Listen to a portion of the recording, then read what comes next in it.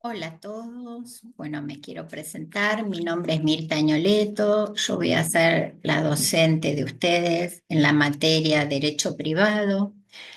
Derecho Privado es una materia troncal para la carrera, ya que conocemos los conceptos básicos del derecho y vamos a aprender más allá de conceptos legales y cuestiones específicas al Código Civil Comercial de la Nación, también conceptos que se aplican en la vida cotidiana, como contratos, obligaciones, hechos y actos jurídicos, temas de alimentos, temas de divorcio, muchos temas que seguramente a ustedes les van a interesar por el hecho de que lo ven y escuchan sobre el tema en la vida diaria.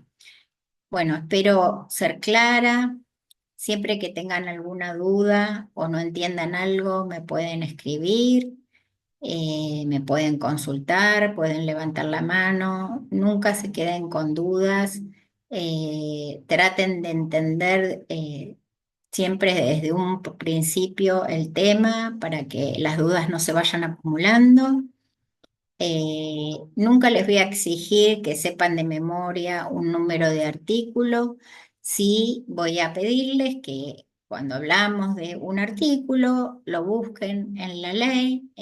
Yo les ahí en el campus les puse dónde buscar los artículos del Código Civil Comercial de la Nación a través de Infolet, que es la fuente más confiable que tenemos, y ahí están también las actualizaciones que va teniendo el código, porque siempre está en constante modificación, porque ya sea o uno o varios artículos de determinado tema se pueden ir modificando y necesitamos tenerlo actualizado.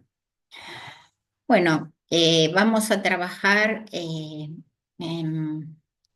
vía manera sincrónica y vía presencial. Bueno, esta es una clase asincrónica, dado una cuestión personal.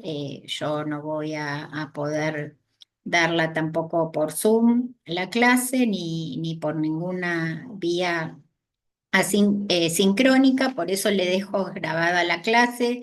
Espero que les sea de utilidad, que ante cualquier duda me escriban. Igual vamos a dejar todas las inquietudes que tengan para la clase siguiente, para que ustedes se anoten en un papel o me consulten todo aquello que no hayan podido entender a través de esta grabación, de esta clase grabada. Sí les pido a todos que obligatoriamente la escuchen porque vamos a hablar de los temas que están en esta clase y es de suma importancia que no perdamos ninguna clase. Si ustedes faltan, recuerden que tienen que averiguar o preguntar qué se hizo en esa clase. ¿Por qué? Porque no podemos dejar ningún tema colgado, ni ningún tema que no se haya visto, que ustedes no hayan visto para lo último, para la fecha del examen, porque tal vez todos los temas están concatenados, están unidos, y si de entrada me empiezo a perder o dejo un tema para el final, llega al final y no entiendo la materia. Entonces, lo ideal es ir entendiendo de a poquito. Siempre tienes que estar, vuelvo a repetir, al día con la lectura del material. Yo tengo todo el material subido al campus, lo van a poder ver ahí. Lo ideal es que vengan a clase con la lectura previa de lo que vamos a ver ese día. Yo les voy a adelantar siempre si hay que hacer algún trabajo práctico, que los vamos a hacer. También los trabajos quiero que sepan que sirven para la nota final de la materia, son obligatorios, los trabajos prácticos no son optativos. seguramente vamos a tener dos parciales, uno en la primer parte de la materia y otro en la segunda parte de la materia. Eh, por eso es fundamental, son unidades largas, bastante intensas, por eso es fundamental que vayan empezando a entender y a leer desde un principio. Bueno, dicho todo esto, haciendo esta introducción, espero que no los haya asustado, no piensen que no es posible, es una materia muy dinámica, bastante entretenida.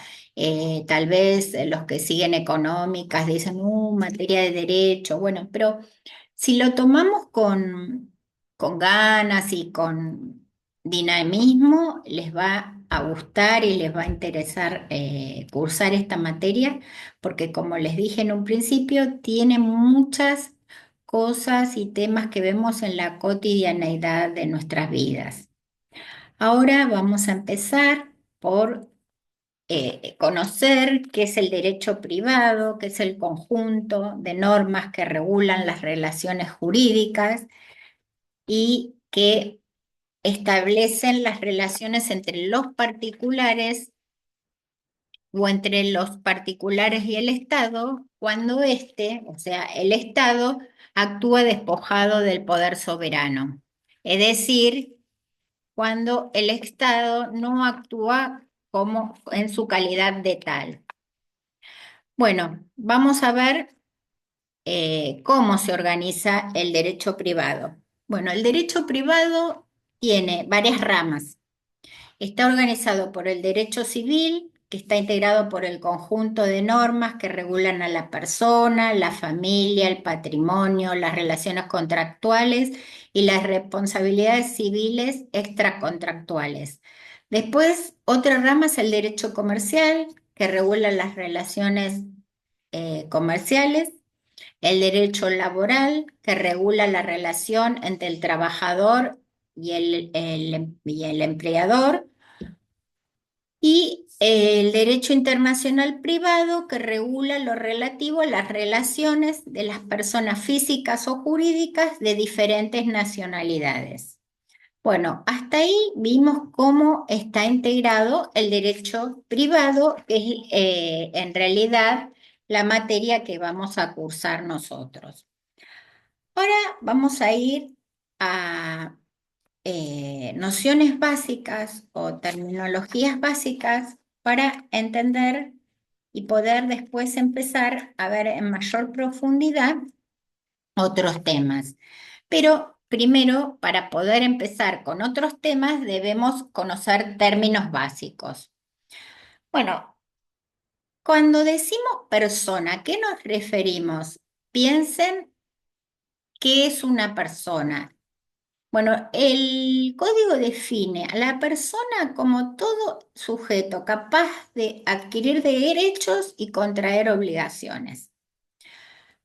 Pero dice que toda persona empieza a ser persona, perdón la redundancia, pero es persona desde el momento de la concepción. O sea, desde el momento en que está el embrión, ya es persona. ¿Por qué? Porque ella tiene derechos.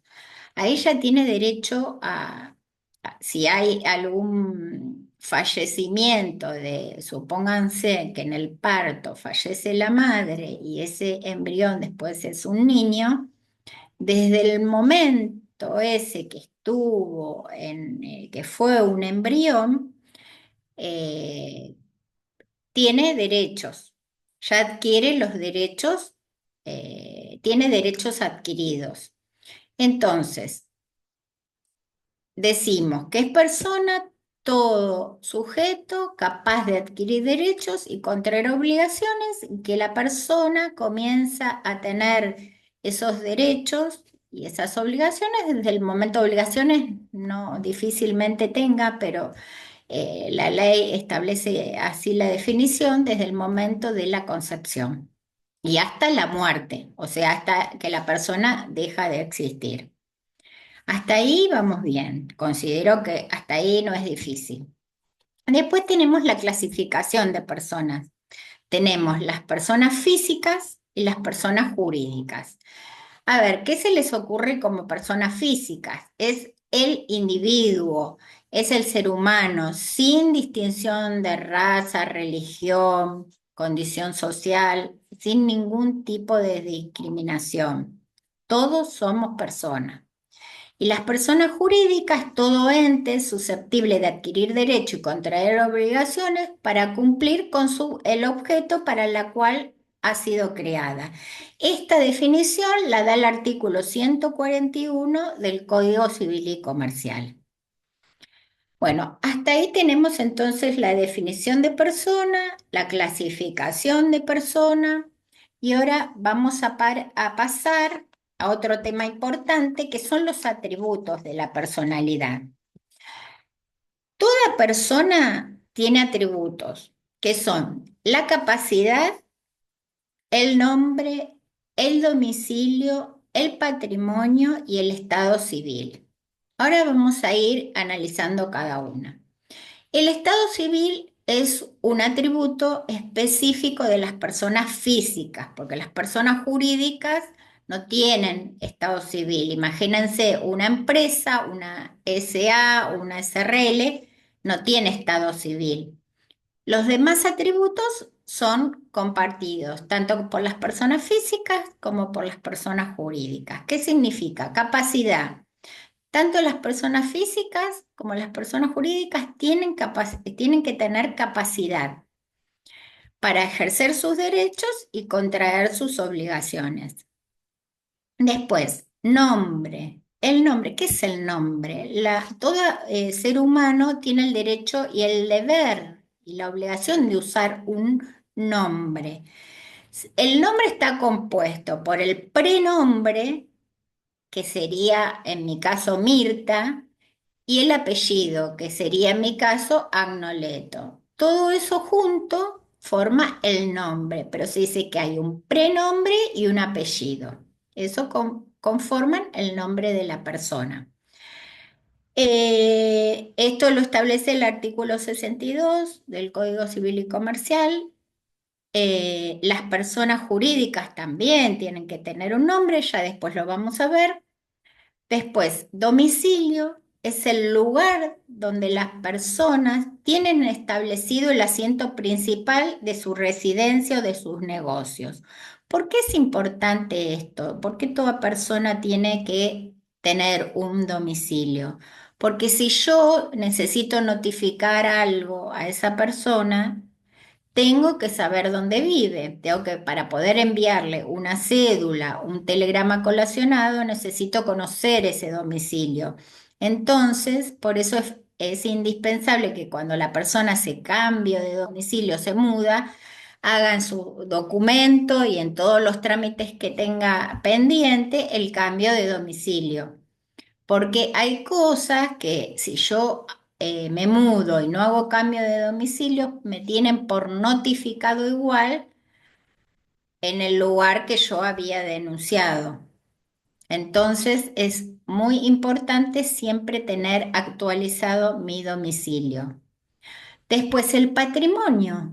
¿Qué es el patrimonio? Es el conjunto de derechos y obligaciones de una persona susceptible de adquirir apreciación pecuniaria. ¿Esto qué significa? Es susceptible de tener un valor. ¿Eh? Una persona puede tener un tipo de patrimonio distinto a mi patrimonio, distinto al patrimonio de ustedes, pero lo conforma a ese patrimonio el conjunto de bienes, por decirlo de alguna manera, más allá de los bienes están derechos, obligaciones que tenemos que van a formar nuestro patrimonio. Ese patrimonio pueden ser deudas también. Deudas pueden integrar nuestro patrimonio. No siempre son cosas positivas, dinero, puedo tener un inmueble, puedo tener una lancha, un auto, pero también puedo tener deudas. Y esas deudas forman parte de mi patrimonio. Después el estado civil. Esto dijimos que es una característica propia de las personas físicas. El estado civil hay solamente cuatro, que son soltero, casado, viudo o divorciado. Esas son las, los estados civiles que hay. El estado civil de separado no es considerado por la ley porque legalmente no existe la separación de hecho, sino que tiene que haber un divorcio para que la ley considere que la persona está separada. ¿Mm? Puede estar separada de hecho, pero no haber hecho el divorcio, entonces para la ley sigue casado. Mientras yo no escriba ese divorcio, voy a seguir casado con la persona. Otro punto que ya más adelante, cuando veamos el tema de divorcio, lo vamos a ver.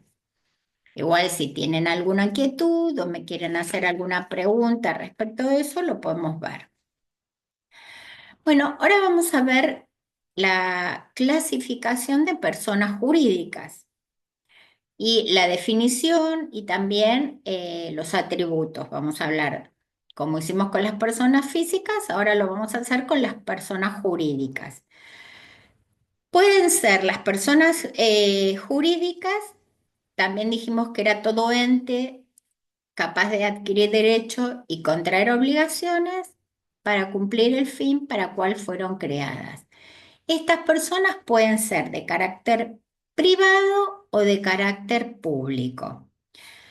Las de carácter público están mencionadas en el artículo 146 y son el Estado nacional, provincial y municipal,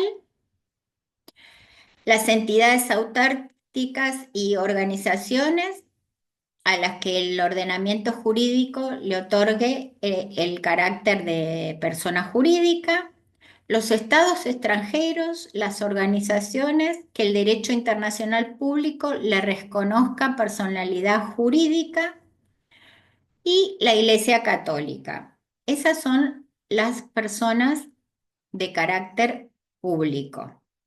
Ahora vamos a ver las personas jurídicas de carácter privado, que son más, y son las que ustedes por ahí más conocen, que son las sociedades, y ahí dentro de las sociedades hay distintos tipos de sociedades, la CCA, la CSRL, la sociedad en comandita por acciones, etcétera. Las asociaciones civiles, las simples asociaciones, después vamos a ir viendo cada una, las fundaciones, las iglesias, comunidades religiosas, iglesias que no sea la iglesia católica, porque la iglesia católica dijimos que es una persona jurídica de carácter público. ¿Mm? Las mutuales, el consorcio de propiedad y toda otra persona jurídica que esté contemplada dentro de las normas del Código Civil.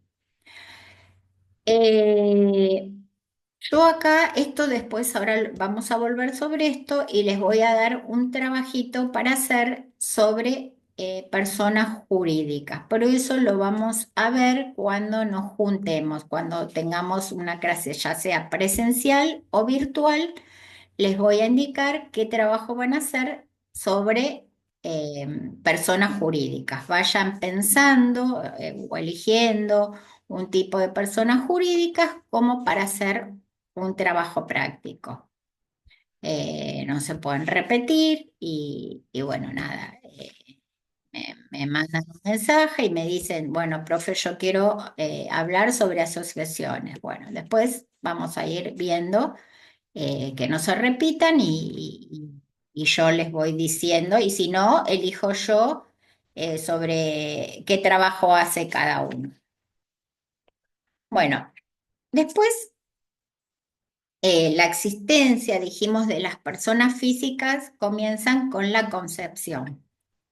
En cambio, las personas jurídicas comienzan desde el momento de su constitución, ¿no? Es decir, desde el momento en que se constituyen como tal. Y en algunos casos necesitan autorización específica para su funcionamiento. Por ejemplo, necesitan estar inscritas en el Registro Público de Comercio para poder empezar a funcionar. Eso vamos a ver que cada persona jurídica tiene una legislación diferente. Bueno, estas personas jurídicas tienen diferentes caracteres y estos caracteres son que tienen independencia de la personalidad, o sea, son independientes a las personas que la integran. O sea, si yo, Mirta, soy socia de una SA, Mirta es diferente a el carácter de socio que yo tengo en esa SA. O sea, como persona jurídica soy miembro de esa SA, soy parte de esa SA, pero a su vez tengo mi carácter jurídico independiente, que es el de Mirta Añoleto. Bueno, o sea que no hay que mezclar la personalidad de los miembros que integran esa SA con la SA en sí. Si bien sus miembros tienen una responsabilidad, tienen facultades y atributos que deben respetar, son independientes de la personalidad de cada uno de esos socios que integran esa sociedad. ¿Se entiende? Bueno, después también es independiente el patrimonio. O sea, mi patrimonio es diferente al patrimonio de la sociedad al cual integro. No hay que confundir el patrimonio que tiene Mirta con el patrimonio que integra la sociedad, que va a ser la sumatoria de patrimonios de todos los integrantes de la sociedad. Después, distinta titularidad de derechos y responsabilidades. Las personas que integran esa persona jurídica son titulares de derechos y de obligaciones. Eso ya lo vimos, pero a su vez, la persona jurídica, esa sociedad anónima que di por ejemplo, va a tener a su vez derechos y obligaciones que cumplir diferentes a lo que mis derechos, a los derechos de Mirta, que tiene obligación y derecho de tener. O sea, los derechos de Mirta socia van a ser diferentes a los derechos y obligaciones de Mirta como persona independiente, miembro de esa sociedad. O sea, tanto la personalidad, el patrimonio, los derechos y las obligaciones son distintas de la titularidad de esa sociedad. ¿Se comprende? Bueno, espero que me vayan entendiendo. Síganme con el PowerPoint que está subido al campo, porque así es más fácil. Bueno, ahora vamos a ver los atributos de las personas jurídicas, como les dije al principio, que son los mismos que de las personas físicas, menos el estado civil. Tienen un nombre para poder funcionar. Los miembros que integran las personas jurídicas deben tener un nombre que las identifique, eh, distinto el nombre por ejemplo, si la sociedad, supóngase que es una sociedad de hermanos, yo le puedo poner a esa sociedad González Hermanos S.A.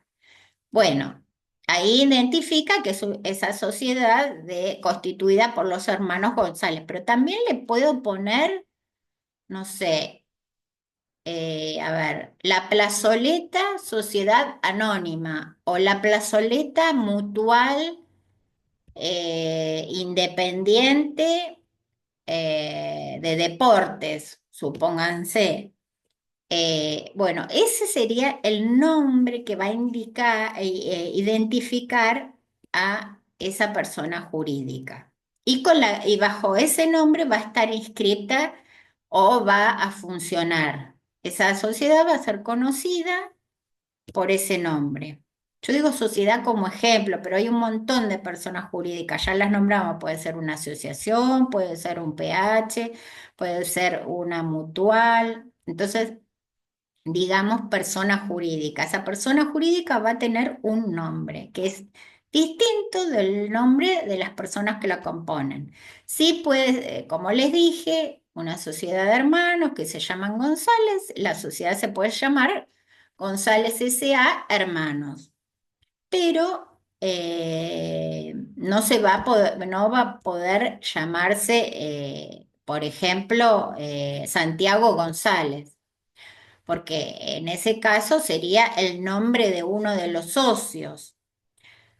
Habría que ver si la sociedad puede llamarse Santiago Hermano, Santiago González S.A. o Santiago González Mutual de beneficencia, supónganse. En ese caso sí puede utilizarse el nombre y el apellido, pero tengo que aclarar que se trata de una persona jurídica y qué tipo de persona jurídica es. No significa que no pueda llevar el nombre de alguno de los integrantes, sino que no puede coincidir en su totalidad, sino que tiene que estar aclarado qué tipo de persona jurídica es.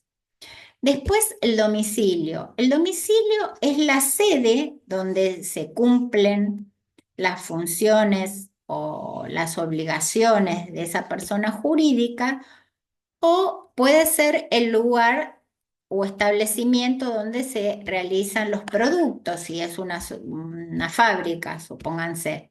A veces puede coincidir la sede social con el establecimiento y otras veces no. ¿Por qué? Porque supónganse que el establecimiento de una fábrica está en Pilar, que es la fábrica en sí donde realizan los productos, llevan las manufacturas y sale el producto terminado, y las oficinas quedan en Capital. Entonces ahí habría dos domicilios, un domicilio administrativo y un domicilio que sería de funcionamiento o fabril. Bueno, ¿en qué domicilio se piensan ustedes que van a tener que ser notificada toda cuestión legal o cualquier carta, documento? ¿A qué domicilio va a ir dirigida? Va a ir dirigida al domicilio social, donde funcionan las oficinas de esa eh, empresa, ¿sí? Bueno, por eso también es importante, eso va a figurar en el contrato constitutivo de esa persona jurídica, cuál es el domicilio que se le designa.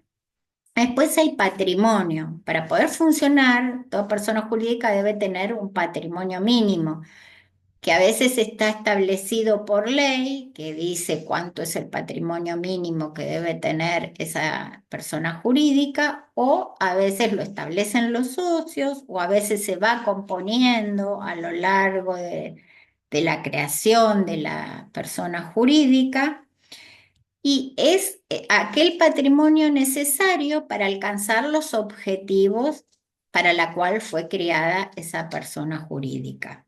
¿Sí? Y el patrimonio dijimos que es separado del patrimonio de los socios o de los individuos que la componen. Después la capacidad. Poseen capacidad para adquirir derechos y controlar obligaciones. Obviamente que lo hacen a través de sus representantes, ya sea administradores, ya sea socio gerente, ya sea socio mayoritario, depende del tipo de sociedad. Administrador, bueno, o ya sea el tipo de persona jurídica, mejor dicho, porque la persona jurídica en sí como figura no actúa, sino que actúan sus miembros, pero dijimos también que la capacidad de esos miembros es diferente de la capacidad individual que cada uno tiene. Una cosa es la capacidad que yo tengo para actuar en mi nombre y representación, y otra es la capacidad que yo tengo cuando actúo en nombre y representación de la persona jurídica. Bueno, la primer parte o la primera unidad llega hasta acá. Es muy sencilla, imagino que y espero que lo hayan entendido.